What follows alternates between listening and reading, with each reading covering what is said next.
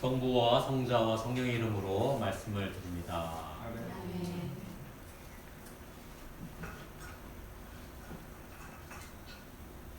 네, 요즘 강화도에 가면 강화읍 성당을 보게 됩니다. 그래서 저도 이제 그 강화도에 갔다 온 분들이 주변에 많아서 이렇게 얘기하다 보면 정말 10명 중 9명은 강화읍 성당에 다녀왔다는 이야기를 하더라고요. 여러분 가보셨어요? 강화읍 성당은 한옥 성당입니다. 한옥 성당. 굉장히 유명하죠. 가장 오래된 한옥 성당으로 유명합니다. 저도 처음 강화읍 성당 갔을 때 깜짝 놀랐어요. 저도 어렸을 때는 이제 초가집에서 이제 기와집으로 바뀌는 그런 집에서 자랐기 때문에 이렇게 낯설 수는 없는 건데 한옥 성당을 보는 순간 굉장히 낯설게 느낀 거예요. 왜냐면 교회 하면 붉은 벽돌 벽에 이렇게 뾰족한 교회탑, 종탑도 있고 이런 게 이제 전형적인 모습이고 또 성처럼 만들어진 교회들도 있고 그랬는데 강화읍 성당 가서는 깜짝 놀랐어요. 야, 또 이런 성당도 있구나. 여러분은 어땠는지 잘 모르겠어요. 그 강화도 옆에 섬이 있죠. 좀 큰 섬으로는 교동도란 섬이 있고 성모도란 섬이 있습니다. 사람들이 거기까지는 좀 가봤어요. 근데 성모도 뒤쪽에 아주 작은 섬이 있습니다. 주문도라는 섬이 있어요. 주문도. 이곳에도 이제 아름다운 한옥교회가 있습니다. 130년쯤 됐으니까 굉장히 한국 교회, 이제 개신교로 따지면 가장 초창기 교회일 수가 있습니다. 그 모양은 딱 이렇게 보면 어디서 많이 본 모양인데 이렇게 생각하는데 거기에 설명이 이렇게 어떻게 되어 있냐면 강화읍 성당하고 온수리 성당을 이렇게 모방을 해서 합쳐놓은 모습으로 이렇게 지어진 한옥 교회입니다. 나중에 한번 우리도 가서 좀 보면 좋을 것 같아요. 주문도. 그러니까 실제로 그냥 그걸 만들 때, 야, 교회를 질 때는 성공의 교회를 답게 져야지 했는데 주문도 입장에서는 강화도가 가장 큰 섬이었기 때문에 거기에 있는 성공의 성당 대표적인 게 이제 강화읍 성당하고 온수리 성당이기 때문에 그 모습을 보고 그대로 본떠서 지은 거죠. 오늘 저는 이 강화도와 이 주문도, 한옥성당, 한옥교회를 이 두 개 연결고리를 찾기 위해서 한 인물을 여러분에게 소개하고자 합니다. 1890년대에 이 땅에 오셔서 선교사로 살다가 돌아가신 분이십니다. 그러니까 이분이 있었기 때문에 제가 앞서 말씀드린 강화도와 주문도가 연결됩니다. 한옥성당과 한옥교회가. 그의 이름은 레오나르드 오트리 워너 신부입니다. 한국 이름도 있었는데 왕난도라는 한국 이름도 가지고 있었습니다. 그는 1867년, 굉장히 오래됐죠, 그죠? 1867년 영국의 스윈더비라는 데서 태어났습니다. 이렇게 제가 막 인터넷 두드려서 찾아보니까 이분 아버지도 성공의 목회자였더라고요. 그래서 이제 그 자제분으로 태어난 거죠. 그래서 이 젊은 시절에 이분 꿈은 뭐였냐면 아프리카에 가서 선교 활동을 하는 선교사 꿈을 키웠습니다. 그래서 이제 성인이 돼서 아프리카에 가서 선교를 해야겠다 이렇게 지망을 했는데 당시 영국의 젊은이들이 선교사로 많이 나가려고 노력을 했어요. 그러다 보니까 마음만 먹는다고 선교사로 가는 게 아니라 테스트에 통과를 해야 합니다. 근데 아프리카 정도 갈 정도, 아프리카는 영국 식민지가 많았잖아요. 그렇기 때문에 이왕이면 좀 이렇게 체력도 되고 공부도 많이 하고 좀 이렇게 뭐 몇 가지 테스트를 하는 거죠. 근데 이 왕난도 원어 신부님은 그거 이제 떨어지는 거예요, 계속. 근데 열망은 있죠. 선교사로 갈 거다. 그러던 찰나에 중국 선교사로 갈 수 있는 기회가 생겼어요. 근데 이제 그 당시에는 영국 입장에 봤을 때 아프리카로 보낸 선교사는 좀 속대표는 괜찮은 애들 먼저 보내고 그래도 계속 열망자가 있는데 그럼 너 중국 한번 가볼래? 이랬던 것 같아요. 중국은 더 머니까 영국 입장에 봤을 때는 중국 선교사로 가게 됐는데 거기서 누굴 만나느냐? 대한성공의 초대 주교였던 존 코프 주교님을 그 중국에서 만나요. 그래서 이 존 코프 주교님을 통해서 코리아 미션에 대한 꿈을 다시 갖게 되고 그분하고 같이 1890년, 저는 1894년이라는 역사를 굉장히 좋아하는데 그부터 훨씬 앞선 역사죠. 1890년에 조선 선교단에 딱 합류해서 들어오게 됩니다. 그때 그의 나이가 몇 살이었을까요? 24살입니다. 어떻게 알아요? 97년생이라고. 딱 23살. 만으로 따지면 23살입니다. 23살. 23살. 한번 생각해보세요. 우리 지금 20대 한번 보자고요. 23살. 23살입니다. 혈기왕성할 때죠. 그죠? 어디든지 갈 거다. 아쉬울 게 없다. 그는 이렇게 한국에 와서, 코리아에 와서 제일 먼저 한 게 뭐였냐면, 코프 주교님한테 허락을 하니, 이분도 이 배, 이렇게 바다 이런 거에 대한 두려움이 별로 없었나 봐요. 오늘 복음 말씀도 폭풍, 이런 파도, 바다 뭐 이런 언급이 돼 있잖아요. 근데 두려움이 없었나 봐요. 그래서 이 왕난도 신부님이 와서 제일 먼저 한 거는 백길 탐사를 합니다. 제일 먼저는 한강 탐사를 해요. 그래서 이 마포 나루터에서 배를 임대를 해가지고 위로 올라갑니다. 목표는 낙동강까지 간다. 실제로 낙동강까지 가고 또 이쪽 북한강 쪽으로는 소영강 쪽으로도 올라가고 2달 동안 이렇게 답사를 합니다. 근데 이제 23살 된 이 외국인 선교사가 겁이 없었겠어요? 겁도 있죠. 아주 낯선 땅이잖아요. 이 아프리카 사람들은 그래도 영국 사람들 입장에서는 교류가 많았기 때문에 덜 낯설었을 것 같아요. 근데 동양인, 그래도 중국 하면 또 들어본 게 많았기 때문에 괜찮은데 코리아 뭐 들어봤겠어요? 잘 못 들어봤겠죠. 이 낯선 땅에 배를 타고 답사를 합니다. 두려웠을 텐데 그 두려움을 이제 떨쳐버리게 됩니다. 그리고 그게 첫 번째 답사고 두 번째로는 뭐였냐면 1893년 이제 3년 5월에는 이제 그 당시에 이제 우리 성공에 이렇게 뭔가 이렇게 뭐 복음지라든지 성경이라든지 이걸 찍어내는 인쇄 기술자가 직접 와 있었어요. 그 사람 이름이 호지입니다. 호지. 이 호지와 함께 또 2달 동안 이번에 어디를 답사하냐면 한강 남쪽, 이제 마포에서 이제 위쪽 올라갔기 때문에 남쪽. 그래서 한강을 따라 남쪽에 내리면 거기에 강화도를 만나는 거예요. 교동을 지나서 이제 황해도를 가고 평양까지 갔다가 내려오는 길에는 임진강을 또 이렇게 탐사를 하고 서울로 돌아오게 됩니다. 이게 2달 동안 이어집니다. 그래서 이런 기나긴 답사를 통해서 이 두려움이 있었을 텐데 두려움을 불식시키고 오히려 한국에 대한 사랑을 깊이 품게 됩니다. 그래서 이제 심지어 이렇게 기록을 했어요. 그들은 여행하는 동안 한국 사람들이 교회를 박해하기는커녕 친절할 뿐만 아니라 여러 면에서 도와주려고 한다는 사실을 깨달았다.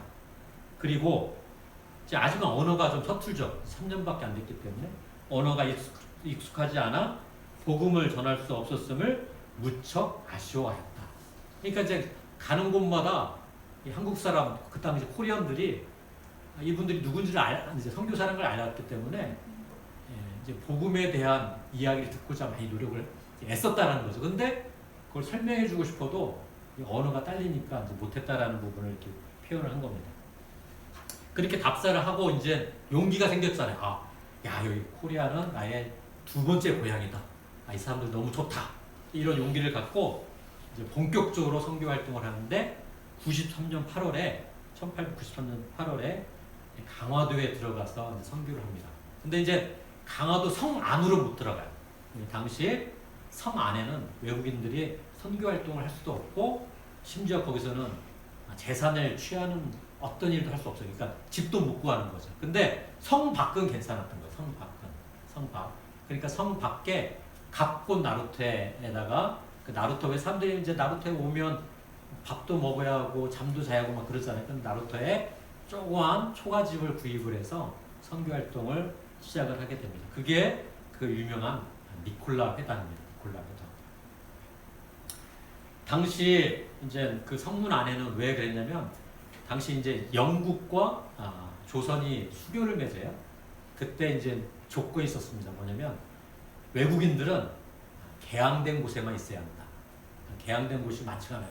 부산, 서울, 인천, 원산 이런 데만 있었어야 하는 거예요. 여행은 할 수 있지만 거기를 벗어나서 재산을 취한다든지 어떤 비즈니스를 하게 되면 안 된다라는 조항이 있었던 거죠. 근데 이제 이 원어 신부는 그 강화도 각곤나루터가 인천에서 따지면 약 16마일 정도 떨어졌다고 해요. 이게 사실상 법적으로 문제가 될 수 있어요. 그러나 이 원어 신부 입장은 자신감이 생겼기 때문에 까짓 내가 성 안에만 안 들어가면 됐지. 내가 초가집 구입을 해서 선교 활동을 하겠다. 이렇게 마음을 먹고 시작을 했는데 그때 나이는 또 몇 살이었을까요? 27입니다. 아, 제가 우리나라로 그런 거고 그 사람들 나이 26. 26살에 법으로 따지면 굉장히 위험할 수도 있는데 그렇게 가서 초가집을 구입을 해서 시작을 한 거죠. 이 양반이 어떻게 선교를 했냐면 소책자, 아까 이제 인쇄 기술자가 와 있었다고 그러잖아요. 소책자를 만든 거예요. 소책자 제목이 뭐냐면 왜 영국 선교사들이 한국에 왔는가 이런 제목의 소책자예요. 하느님은 어떤 존재인가? 인간은 왜 구세주가 필요한가? 죽음 뒤에는 무엇이 있는가? 죄란 무엇인가? 어떻게 그리스도교를 배울 수 있는가? 이런 소책자입니다. 이런 소책자를 물론 이건 한글로 만들어진 거겠죠. 그래서 그 소책자를 잘 들고 이 양반이 어떻게 선교를 하냐면 장날이 되면 성 안으로 들어갈 수 있어요. 들어가는 건 상관없으니까. 그럼 보따리에다가 이 소책자를 잔뜩 짊어지고 장에 갑니다. 그 장에 가면 그 물건을 가져온 사람들이 뭘 해야 하냐면 그 장 이렇게 테이블 같은 걸 사야 돼요. 거기다 물건을 올려놓고 팔잖아요. 이 왕난도 신부도 거기다가 이게 하나하나 돈을 주고 삽니다. 거기다가 이 소책자 올려놓고 이제 기다리는 거죠. 사람들이 지나가면서 물어오면 소책자 나눠주면서 그리고 그 옆에 종에다 놓고 혹시 더 궁금한 사람은 여기다가 이름하고 이제 우리로 지금으로 이제 핸드폰 번호를 적으라 할 텐데 그 당시에는 이름하고 주소를 적으시오 이렇게 해요.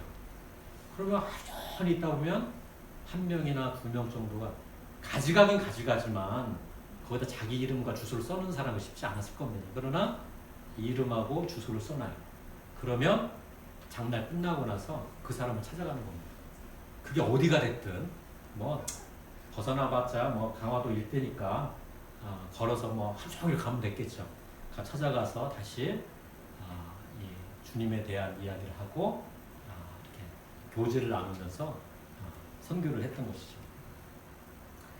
1896년 강화에 들어가서 선교를 한 지 3년째가 되던 해 이 기록에 의하면 원어 사자에게는 35명의 예비 신자가 생깁니다.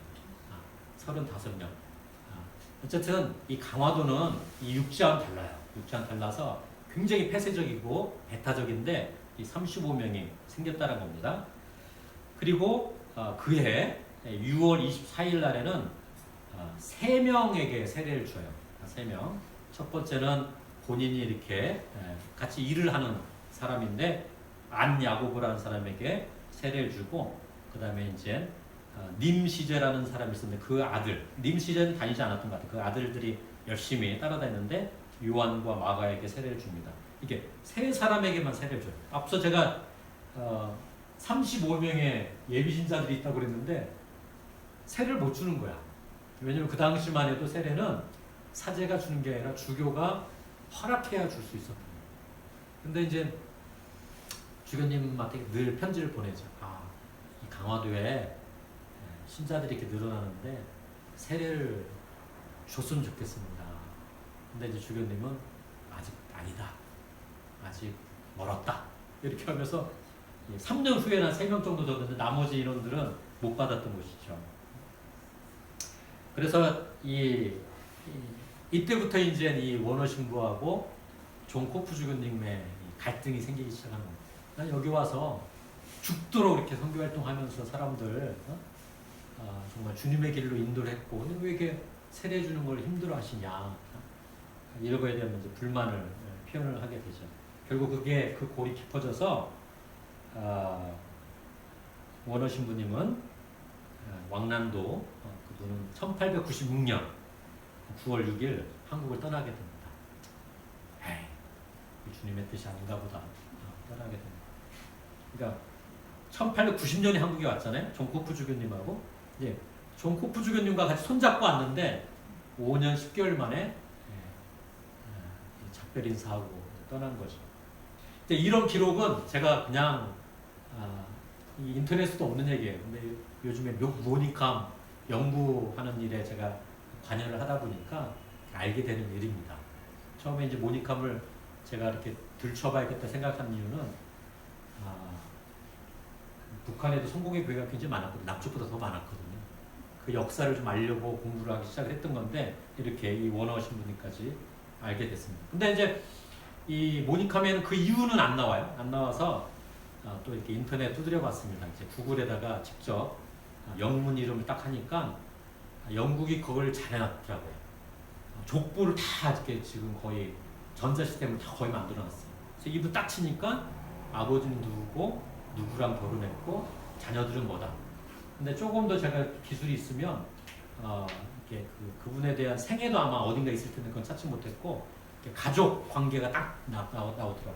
나오는데 이 귀국을 해서 이분은 플로렌스 엘리사벳 마벨이라는 여인하고 결혼을 합니다. 아마 이제 20대 중반을 한국에서 보냈잖아요. 딱 돌아가서는 아마 이제 여기서 이 기억이 뭔가 해보려고 했는데 꿈을 못 이룬 거잖아요. 그걸 아마 이제 결혼을 해서 또 다른 어떤 제 2의 인생을 살려고 했던 것 같아요. 그래서 이제 결혼을 하고 아이들도 많이 낳습니다. 6명의 자녀를 낳아요. 근데 안타깝게도 이 선교사는 선교사로 살다가 죽어가는 건데 그걸 못 이뤄서 그랬는지 결국 1914년 죽게 됩니다. 이때는 몇 살일까요? 1914년 47살에 죽게 됩니다. 20대 중반을 이곳 한국에서 선교사로 살았죠. 한국 사람을 무척 사랑했습니다. 그는 신분의 귀천을 가리지 않고 누구나 주님의 길을 가겠다고 하면 가까이 했습니다. 5년 10개월밖에 없었지만 한국말도 굉장히 잘했다고 합니다. 그러니까 한국 사람, 내 한국인이 되려고 노력을 했던 거죠. 빨리 한국말도 배우게 되고. 그래서 그 5년 10개월밖에 안 됐지만 그의 발자취는 곳곳에 남아있는 겁니다. 그가 각곳에서 선교활동을 하지 않았다면 사실상 지금의 대한성공회가 존재할까? 이것도 한번 물어봐야 할 질문입니다. 강업성당은 더 말할 것 없죠. 존재하지 않았겠죠. 강화도에서의 성공의 역사는 있을 수 없었을 것입니다. 그가 발판을 마련했기 때문에 가능했던 거죠. 앞서 저는 강화도 옆에 위치한 주문도 이야기를 했습니다. 주문도에 있는 한옥교회도 이 원어 신부님하고 관련이 있습니다. 제가 앞서 이제 두 번째 답사, 한강에서 배를 타고 강화도 답사를 했다고 했잖아요. 그게 1893년인데 그 인쇄 기술자 호지와 함께 강화도 일대를 답사할 때 이분이 주문도를 갔던 겁니다. 주문도. 그게 이제 나와 있는 거예요. 근데 이분이 혼자 가지 않고 아까 이제 호지라는 영국인하고 같이 갔고, 근데 또 누굴 대동했느냐면 성모리에 살고 있던 윤정일이라는 젊은 청년을 대동하고 갑니다. 윤정일 이분도 야, 우리 미래를 어떻게 하지? 한국 사회는 이제 끝이다. 조선 사회는 끝이다. 새로운 게 필요하다. 이거에 갈망했던 사람이에요. 그러다가 왕난도 신부를 만나서 야, 나 여기 강화도 일대를 한번 돌아보고 싶은데 네가 안내해 줄 수 있겠냐? 좋다. 같이 가자. 해서 이 세 명이 주문도를 방문합니다. 그러니까 이 윤정일이라는 분이 이 사람은 새로운 왕난도야말로 내 앞으로의 미래를 새롭게 이끌어갈 사람이라고 철저하게 아마 믿었던 것 같아요. 그래서 세 명이 가서 1893년에 이렇게 그 주문도 사람들을 만나는데 그때는 그냥 그런가 보다 이렇게 이분들이 얘기하는 거에 대해서 주민들이 특별히 와닿지 않았다고 그래요. 그런데 놀랍게도 그로부터 10년 후에 이 10년 후니까 이제 왕남도 오신 분은 영국으로 떠났죠, 그죠? 떠났고 10년 후에 누가 다시 그 섬에 왔느냐면 그 당시에 왕남도 신부와 같이 갔던 윤정일이라는 분이 다시 나타나요, 그 섬에. 그리고 교회를 세웁니다. 근데 이제 안타까운 것은 처음에 갔을 때는 성공의 정체성을 가지고 갔는데 10년 후에는 감리교 정체성을 가지고 갑니다. 앞서 그랬잖아요. 왕남도 신부가 많은 예비 신자들이 있다, 세례를 줘야 한다, 뭐 해야 한다 했는데 그게 소통이 잘 안 되는 거예요. 아마 이 윤정일이라는 분도 왕남도하고 열심히 교제를 하다가 왕남도 떠나고 나서 그래도 우리 왜냐면 교회를 성공의 식으로 졌잖아요, 그죠? 성공의 어떤 뭐를 가지고 해야겠다 이렇게 마음을 먹었는데 결국은 이 끈이 지속되지 않은 상황에서 결국 이제 감리교와 끈이 연결이 돼서 감리교회를 세우게 된 것이죠. 뭐 여하튼 그 두 섬의 이야기를 연결하는 그 한복판 누가 있냐? 20대 젊은 나이에 선교사 왕남도가 있었다. 주님의 일은 어떻게 이루어집니까? 저는 주님의 일꾼에 의해 역사는 이루어진다고 믿습니다. 젊은 나이에 원어 사제가 없었다면 주문도 교회는 형성되기 어려웠을 것입니다. 그의 깜짝 방문이었지만 그것이 신앙의 역사의 출발점이라고 그 주문도 사람들은 고백을 합니다. 원어 사제는 윤정일이라는 분을 만났고 그 만남이 광화 지역의 선교의 씨앗이 되었던 것이죠. 주님은 당신의 일꾼들을 통해 일하십니다. 일꾼들을 통해 하느님의 역사를 이루어 나가시는 것이죠. 오늘 구약 말씀은 무슨 내용이죠? 다윗과 골리앗 싸움에 관한 이야기. 저는 이 말씀을 보면서 하느님은 하느님의 역사를 어떻게 이루시느냐? 주님의 일꾼을 통해 이루어갑니다. 다윗, 세상의 눈으로 보면 골리앗과 싸울 수 있는 하등의 존재가 못 됩니다. 그러나 주님의 일꾼이 됐기 때문에 가능했다. 오늘 저는 누가 주님의 일꾼이 될 수 있느냐 없느냐 그 자격을 따지는 게 아닙니다. 누가 세례를 받을 수 있느냐 없느냐 이런 부분보다는 주님의 일꾼들이 어떻게 살았는지를 우리는 잘 기억해야 할 거라고 저는 믿습니다. 그래서 오늘 서신 말씀은 그거에 대해서 아주 잘 이야기를 해주고 있습니다. 우리는 무슨 일에나 하느님의 일꾼으로서 일할 따름입니다. 그래서 우리는 환난과 궁핍과 역경도 잘 참아냈고 매질과 옥살이와 폭동을 잘 겪어냈으며 심한 노동을 하고 잠을 못 자고 굶주리면서도 그 고통을 잘 견뎌냈습니다. 우리는 순결, 지식, 끈기, 착한 마음을 가지고 성령의 도우심과 꾸밈없는 사랑과 진리의 말씀과 하느님의 능력으로 살고 있습니다. 두 손에는 정의의 무기를 들고 영광을 받거나 수치를 당하거나 비난을 받거나 칭찬을 받거나 언제든지 하느님의 일꾼답게 살아갑니다. 우리는 속이는 자 같으나 진실하고 이름 없는 자 같으나 유명하고 죽은 자 같으나 이렇게 살아있습니다. 또 아무리 심한 벌을 받아도 죽지 않으며 슬픔을 당해도 늘 기뻐하고 가난하지만 많은 사람을 부유하게 만들고 아무것도 가진 것이 없지만 사실은 모든 것을 가지고 있습니다. 이런 태도가 하느님의 일꾼의 태도다. 오늘 서신은 이야기를 하고 있습니다. 오늘은 연중 12주일이지만 우리 성서 전과에 보면 북한 지역에 있는 두 성당의 축성 기념일이기도 합니다. 남천성당, 장산성당입니다. 남천성당은 황해도 평상군 남천에 위치한 교회고 장산성당은 평안남도 성천군 장산에 위치한 교회입니다. 제가 북한에 있었던 성공회 교회에 관심을 갖는 이유는 한강 아래쪽으로는 주로 영국 선교사들이 영국의 돈을 가지고 와서 교회를 지은 경우가 굉장히 많습니다. 그 대표적인 게 강압성당이었습니다. 그러나 황해도 위쪽으로 형성됐던 교회는 아까 주문도 얘기했었죠. 주문도. 영국 선교사하고 끈이 돼서 야 이게 하느님의 부르심이었나 보다. 내가 비록 부재석품 못 받고 내가 사제석품 못 받았지만 이 사람들을 만나게 한 거는 하느님이 날 불렀기 때문에 아니구나. 그 부르심 하나 가지고 황해도 평안남도로 가서 교회를 세우고 했던 사람들의 흔적이 무려 50개나 있는 곳이기 때문에 더 값진 교회들이다. 그래서 그걸 연구하다 보니 원어신부까지 알게 된 거거든요. 그래서 이 50개 교회들 보면 축성일이 다 비슷해요. 6월 달에 몰려있고 10월 달에 몰려있어요. 왜? 농번기가 끝나고 나서 이제 교회를 짓는 겁니다. 한창 모내기 다 끝내고 나서 6월 달 이제 교회를 봉헌하는 거죠. 가을 추수 다 끝내고 나서 10월 정도에 봉헌하는 거죠. 그래서 6월하고 10월 달에 축성 기념일이 다 몰려있어요.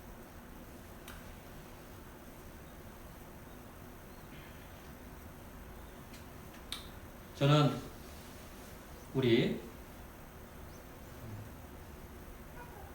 비록 작은 파주 교회지만 황해도와 강화도와 가장 가까운 교회가 우리입니다.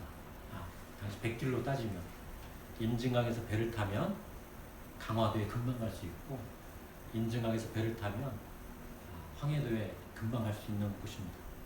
그래서 저는 우리 교회의 사명이 거기에 있다. 우리 교회 사명이 거기에 있다. 그래서 우리를 불러주셨다. 우리가 하느님의 일꾼이 된다. 이런 마음을 거듭 되새기면서 그런 공동체를 우리가 만들어가기를 거듭 소망합니다. 그럴 때 다시 이 서신 말씀이 우리에게 다가오지 않나 보는데요. 앞서 읽어드린 말씀 중에 정말 이 말씀만큼은 우리가 꼭 기억해야 할 말씀. 우리는 순결과 지식과 끈기와 착한 마음을 가지고 성령의 도우심과 꿈이 없는 사랑과 진리의 말씀과 하느님의 능력으로 살고 있습니다. 이렇게 고백할 수 있는 우리들이 되기를 이 시간 간절히 기도합니다. 성부와 성자와 성령의 이름으로 말씀을 드렸습니다. 아멘. 오늘의 말씀을 기억하며 잠시 침묵하겠습니다.